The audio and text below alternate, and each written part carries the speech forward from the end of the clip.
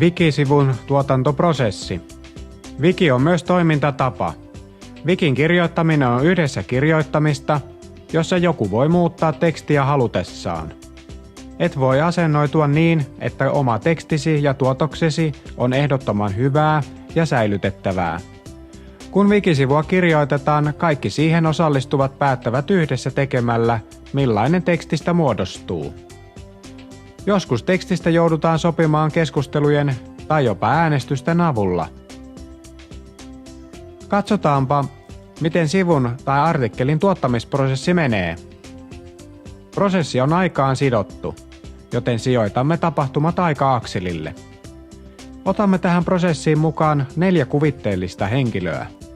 Oletamme, että Bertil haluaa tehdä haluamastaan aiheesta Wiki-sivun, eli Wiki-artikkelin. Hänellä on käytössään jokin Wiki-alusta, esimerkiksi Wikipedia, joka on tehty MediaWiki-nimisellä Wiki-ohjelmistolla. Bertil luo ensimmäisen version Wiki-sivusta. Se voi olla hyvin lyhyt, jopa vaikkapa vain yksi lause ideana sivun sisällöstä.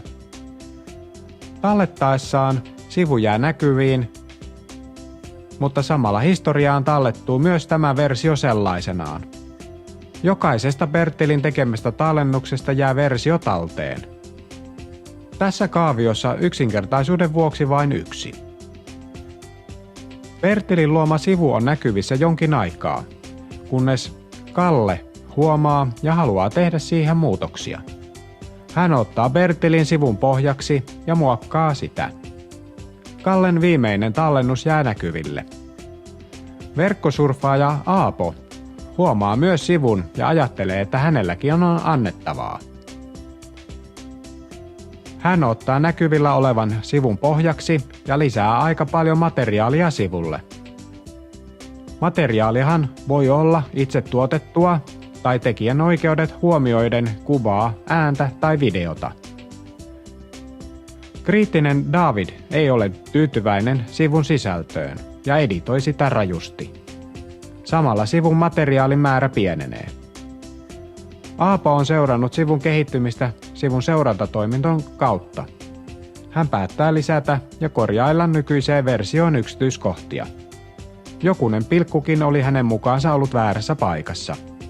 Sivun alkuperäisen tekijän Bertilin mielestä sivun 3. versio on hyvä ja hän päättää itsevaltaisesti palauttaa version 3 näkyville. Näin prosessi jatkuu. Tässä tapauksessa sivun kehitys ei mene hyvässä yhteishengessä, sillä kovinkaan moni ei pidä, jos hänen tuotoksensa poistetaan yhtäkkiä. Tällaisissa erimielisyystapauksissa sivun tekijöiden tulisi keskustella, kuinka sisältöä kehitetään. Tällöin yhteisestä toiminnasta saadaan rikastavampaa. Wiki-sisällön tekemisessä usein tarvitaankin etukäteissopimista ja sääntöjä. Usein Wiki-ohjelmistoissa on mahdollisuus keskustella sivukohtaisesti. Keskustelun avulla nähdään sivun historiaa ja ajatuksia sivun sisällöstä ja merkityksestä. Historian avulla voidaan katsoa eri versioita ja niiden välille syntyneitä muutoksia. Sen avulla voidaan myös päätellä, miten paljon eri osallistujat ovat panostaneet sivun muodostumiseen. Minä olen Jarmo Tanskanen ja toivon, että tämä esitys havainnollisti Wiki-toimintatapaa.